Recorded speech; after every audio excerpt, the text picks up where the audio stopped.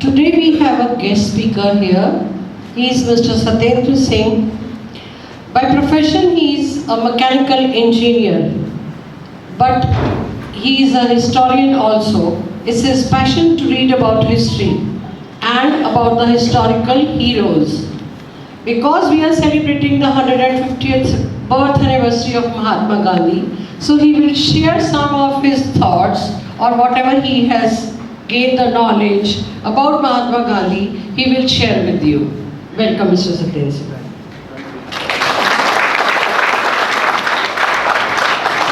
Thank you, ma'am. Good morning, friends. I understand you all are coming back just after physical exercise, yeah? So everybody is tired? Relax. Good morning to all teachers, and thanks for your presence here. Today, that made him a huge global phenomenon. These are the two major incidents. There were many major incidents related to Gandhi, but these are the two most remembered things. So I'll go into that also in the later part. Undoubtedly, Gandhi is the most written about, most talked about personality.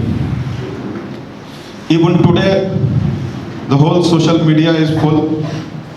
Newspapers, wherever you go, television serials, films, whatever field you go, in our 24-hour life, Gandhi's reference has to be there once or twice. We cannot have a day when Gandhi is not referred to. He was most written about. Nobody can assess how many books, how many essays, how many doctorate research has been done worldwide on Gandhi, but I have just shown you here a few books. And if you see those books, the year they were written, they start from 1909, when one of South African, J.Z. Doak, wrote his first biography. He was only 40-year-old then, and he has become a phenomenon in South Africa. To 219, when Arthur Herman writes, and he compares Gandhi and Churchill, and he writes a very nice thick book comparing the two lives who actually determined the 20th century of the world. So these 100 years, people are still writing. But the most important book on Gandhi is the book written in 1924 by Romain Rolland. Romain Rolland was a Nobel laureate. He got Nobel Prize somewhere in 1912 or 13, I don't remember exactly. And he was a French pacifist. He was a modern European. And he got fascinated with Gandhi. He has never met till then. So 1922, actually, he wrote this book in French, which was translated in 1924.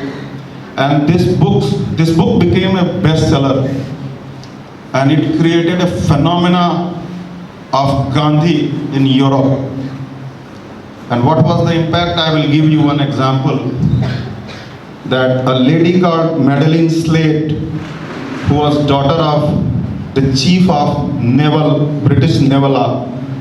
You can imagine in 1924 how powerful British naval used to be. They were ruling the world. And his daughter left everything. She came to India and directly met Gandhi on his Sabarmati ashram. So you can imagine the power of that book. Many Europeans, Americans just left everything of their life and they came to India. And Madeline Slade became Miraben. He was renamed as Miraben, and he started working in slums. What I'm trying to say is the power of inspiration which Gandhi generated worldwide. There are many more books. I've just tried to refer another book, 1951 Louis Fisher book, which again this book is a bestseller phenomena. What happened that a man called Richard Attenborough read this book somewhere in mid 1950. And that man was sold, he was a British, but he made a movie on Gandhi. He traveled India and many places to research on Gandhi. And 1982, he released a film. I will discuss that movie later in the presentation. Many years back, I was watching a video where Richard Attenborough's daughter was talking about the making of this film. And she told that she grew and became a young lady, and all her life what she found that her father was only discussing Gandhi at his home. So what I'm trying to say, the power of these books, the inspirational power of these books worldwide. There is a pencil diagram on the right. It is just for fun, I have kept it here. When Gandhi was visiting UK on the round table conference, this artist John Henry just did a rough sketch. And this rough sketch was signed by Gandhi. Few years back, this rough pencil sketch was sold in $40,000. Does it tell something about the importance of Gandhi? Is it coming to you? Hello? Right. It's just for fun, I have kept it again here. This is a 1931 UK press.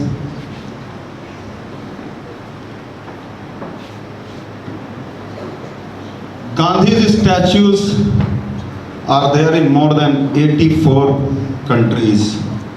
And there are many countries who have multiple Gandhi statues. You go worldwide, I have seen Gandhi statue on the San Francisco Golden Gate Bridge,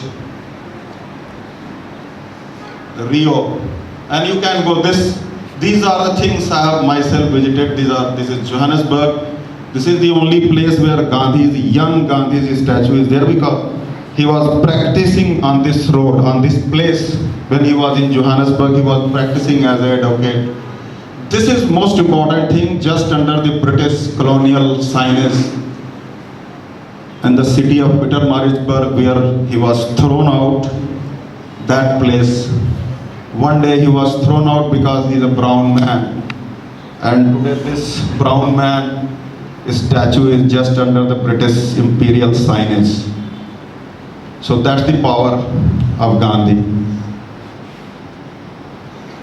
About 150 countries have released stamps on Gandhi. How many countries are there in the world? 204. 150 have released stamp on Gandhi. I have not seen any country which is not respected Gandhi from A to Z. And just 2 days back, the country we are living in, even Nigeria has released.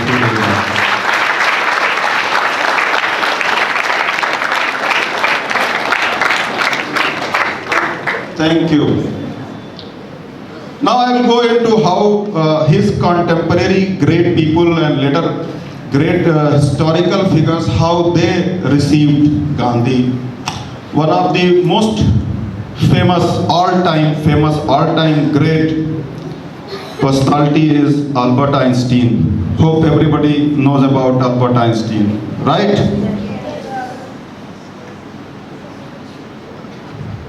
When on his Princeton University bungalow, when Einstein died and people entered his private space, there were 3 portraits there in his private room, and one portrait was of Gandhi. However, these 2 people could never meet. Both of them corresponded a lot. They wanted to meet, but somehow they could never meet each other. but the influence on Einstein of Gandhi is on his testimonies which he gave after his assassination.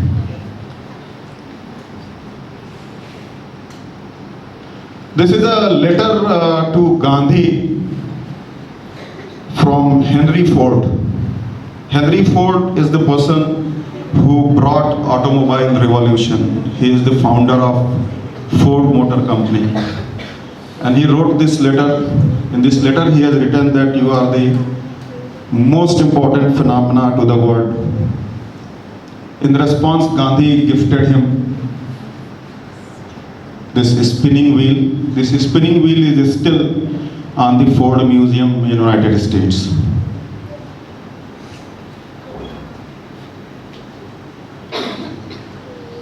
People know Steve Jobs. Everybody is using Apples.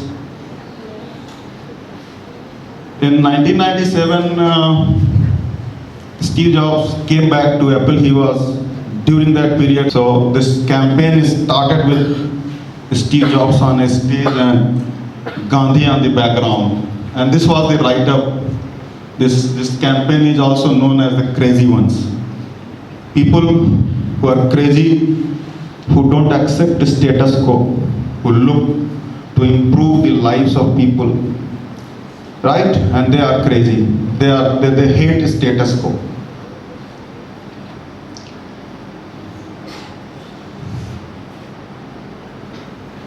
Martin Luther King Jr. Everybody have heard about him? Martin Luther King was the person responsible for official ending of color discrimination in the United States. Many of you may not know that till 1960s there was an official color discrimination in the United States.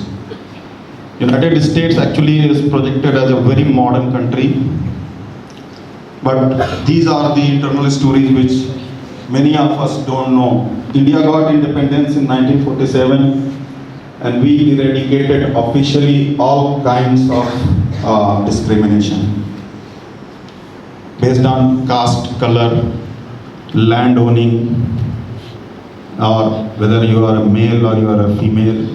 You have equal right in India right from 1947. It may vary in practice. Somewhere in practice things may be different, but officially even a man has one vote, a woman has one vote, a king has one vote, and a beggar has one vote in India. It was not like that in the United States. When a colored person is sitting in a bus and a white person comes, and if the colored person refuses to give his seat, he will be imprisoned because it's a crime then.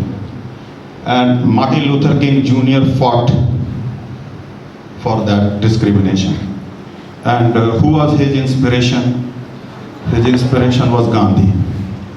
So before India could export anything, the biggest export of India to United States was the non-violence method, the civil disobedience. And that method Martin Luther King adopted, and he fought with the administration, and in late 50s he was officially able to get it. He got the law changed. He was also assassinated, but his ideal was Gandhi.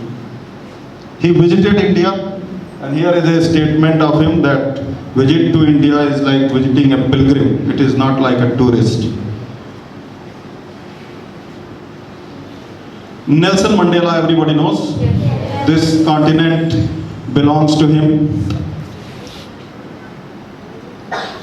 He was, when he started, his method was not a non-violence method. He started when Gandhi has already left South Africa, quite late, the color discrimination, apartheid. Later on he realized that where Gandhi had left in 1915, if they don't start from there with the similar method, they are not going to succeed. So later in life, he became a fan of Gandhi and he adopted that method. These pictures are from a museum called Gandhi Mandela Museum on a Constitution Hill in Johannesburg, where a ace Indian curator has created this museum. And this was a jail where one time Gandhi was also imprisoned in this jail, and later Mandela was also imprisoned. So this exhibition is there, this museum is there.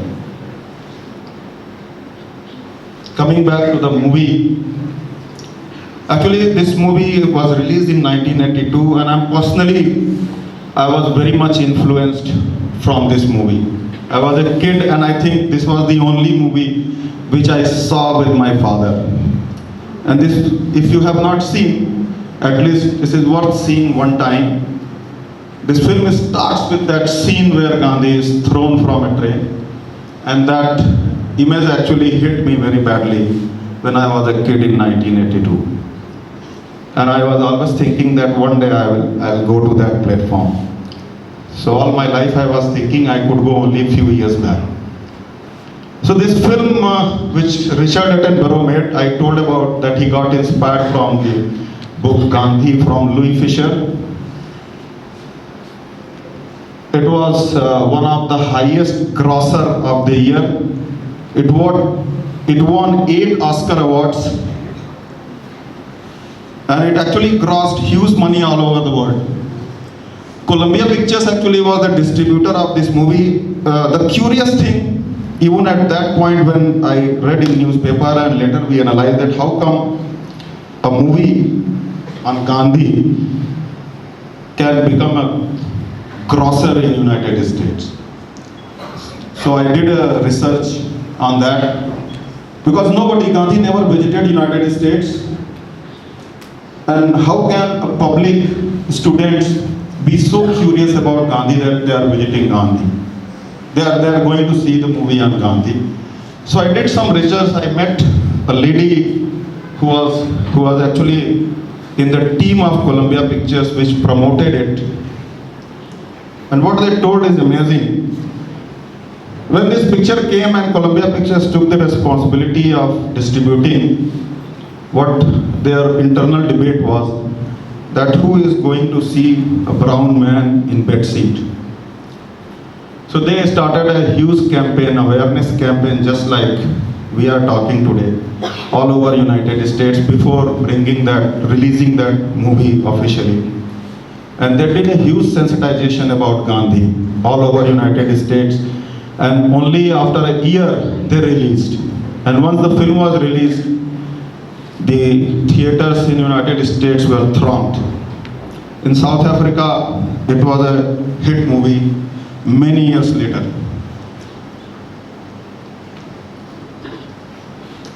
It's only one subject. Many people ask that why Gandhi is not a Nobel laureate, why he was never given this prize. The answer of why actually can never be unearthed, but I am giving you this information that he was nominated 4 times, 37, 38, 39 and 47. He was again nominated in 48, but before his nomination could get through, he was assassinated. What information, official information is that the omission has been publicly regretted by later members of the Nobel Committee. When Dalai Lama was awarded the Peace Prize in 1989, the chairman of the committee said that this was in part a tribute to the memory of Gandhi. Actually, when we see Gandhi was not a position holder. He was not a prime minister of any country. He was not president of any country. He was not king. He was not having army. He was not very handsome. Right? So who is Gandhi? This committee actually got confused. He's a politician. He's a saint. He's an activist. He's a philosopher. We cannot bring a personality like Gandhi into any bracket. He never fits into these brackets. And that's the power. Anybody who is president, he can influence the country. Anybody who is having an army like Hitler, he can influence the world. Some people who are very handsome or very powerful like Muhammad Ali, you can create influence. Or you are good at some art, you are very good footballer or a cricketer. But this man has none of these. All he has was a moral power to influence the world. So somewhere he didn't fit into these things, but many of the people who were influenced by Gandhi and took Gandhi as their ideal, they were winners of Nobel Prize as we saw. Martin Luther King was a Nobel laureate. Nelson Mandela was Nobel laureate. Dalai Lama, Aung Suu Kyi. There are many personalities whose ideal is Gandhi. Even I remember Barack Obama also is a Nobel laureate. And when Barack Obama was running for president, he just visited a school like this, and a 9th grader asked him that who it would be, and his instant answer was, it has to be Gandhi. So we can see the influence. Gandhi on Time magazine cover. Again, this is one parameter, not very important for a person like Gandhi, but when we are evaluating, we go back into history and see what happened. He was on the cover on 1930 March, then he was Man of the Year for 1931, and then just before India's independence, Gandhi was again on the Time cover. This is the Peter-Maritzburg railway station. In 1893, when Gandhi was thrown here, and as of today.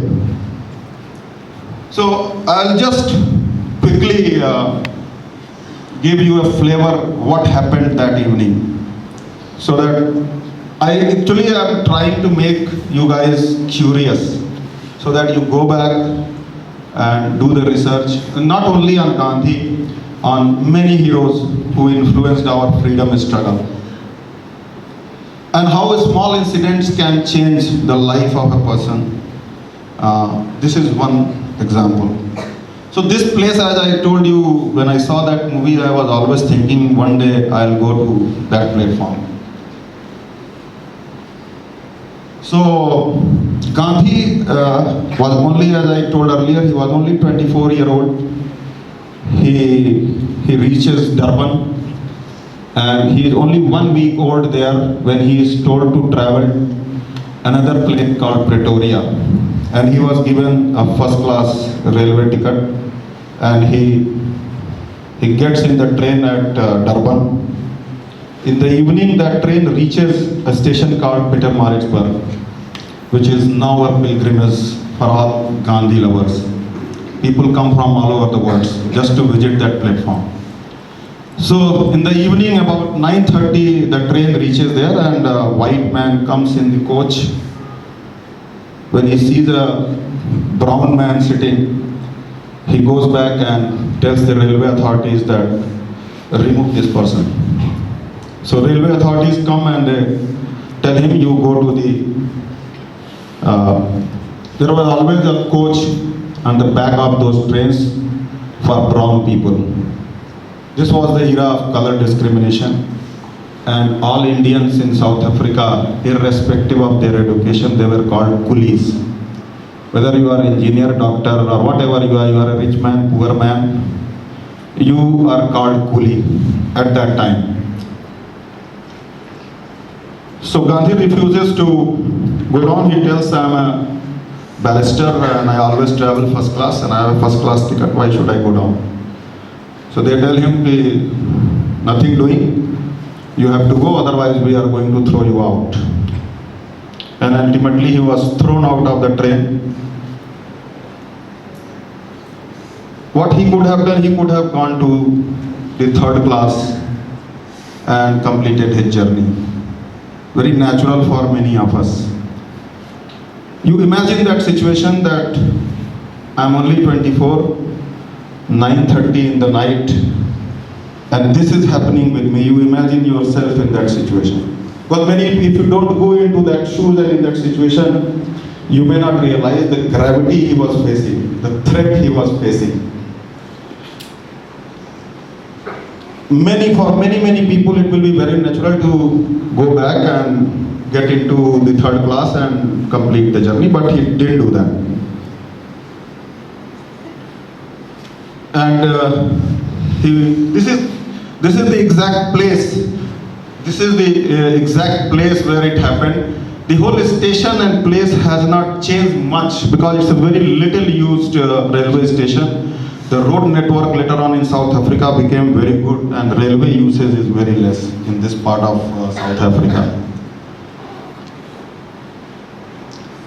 So this is the exact place, and he took that route and he went into a waiting room which was dark. His luggage was taken by railway authorities and he was actually shaken, he was trembling.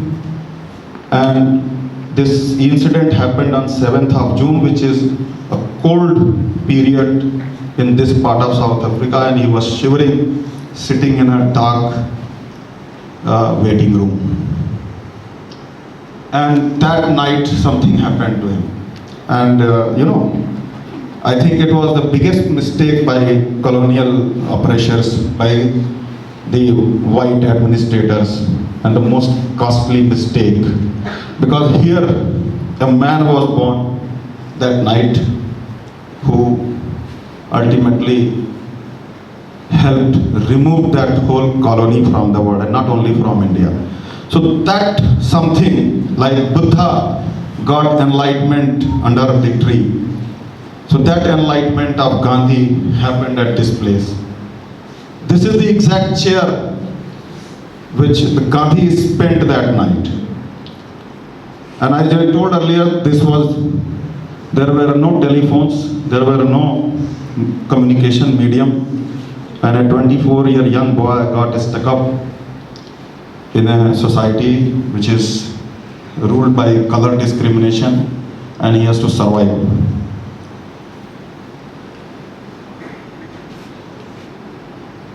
This actually is the pictures when I visited the Phoenix farm in Durban, and the lady with me is the granddaughter of Gandhi, Mrs. Ila Gandhi, who was working with Nelson Mandela. He was in the ministry of Nelson Mandela government, and she still lives there. She runs this Phoenix farm, which Gandhi established sometime in early 90s. Coming back to this incident, so next day he could manage himself to move ahead, but that whole night which he spent shivering in that waiting room, somewhere it transformed Gandhi, but it didn't make him a bitter person. Many of us may start thinking of revenge. Many of us may start thinking of using weapon against those people. He knew that the opponents are too big for a weapon, and that somewhere did a metamorphosis, and he devised this method called non-cooperation or civil disobedience or satyagraha. There are many names given to this initiative. Before I end, actually, I'm not ending here, but 1942's Dandi or Salt March, I must speak little bit so that you people go back and read about it. That Salt March actually, it was illegal in India to make even a salt. And Gandhi was actually in 1930, for last few years he was engaged himself into social work, less into politics, and things were going down. And he was continuously thinking of doing something, and doing something which creates maximum impact with minimum damage. And many of his colleagues like Jawaharlal, Subhash Chandra and Patel, and many of his colleagues were becoming very jittery that nothing is happening. And then one day he came up with this idea that I'm going to break this law and challenge the British government. And he told, none of you will be with me, I'm going alone. And then he selected 78 people from all over India, male, female, all caste represented. And he wrote a letter to the then Viceroy Irwin that on such and such date, I'm going to give this march and I'm going to break this salt law. Or you eradicate that law. So British did nothing. And on that date, since by that time, newspapers had become very popular, and press from all over the world, whole Europe, whole United States, the press was standing on the gate of Sabarmati Ashram where he was to start this. And then he started these 79 people, about 200 miles roughly from Sabarmati to that seashore. And he started the world had Gandhi on the front cover. That this is the man who is challenging the British Empire. The kind of coverage Salt March gave with minimum violence or zero violence, and the kind of challenge is created, that influence in 1930 is unforgettable. If people can go back, those who are interested, and research about the influence of 1930, it's nothing. It's just he went into the seashore. On the whole route, people were welcoming him. He was giving his speeches. For 24 days they walked from Sabarmati to reach that place called Dandi, and he just picked the salt. Picking the salt means breaking the law and you can be arrested, you are a criminal. So he did that, but the kind of coverage which he created all over the world and kind of awareness in the public, that was phenomenal. And that incident is seen as one of the top 5 movements in the world. The kind of impact, I'm always emphasizing on the impact part, because that is where if you read, you will be able to realize what Gandhi did. His biggest contribution, if we see Indian history, if we go back, when Gandhi came here, we were ruled by British. Before that, there was Mughal era, and it was all kings. People who won, they ruled.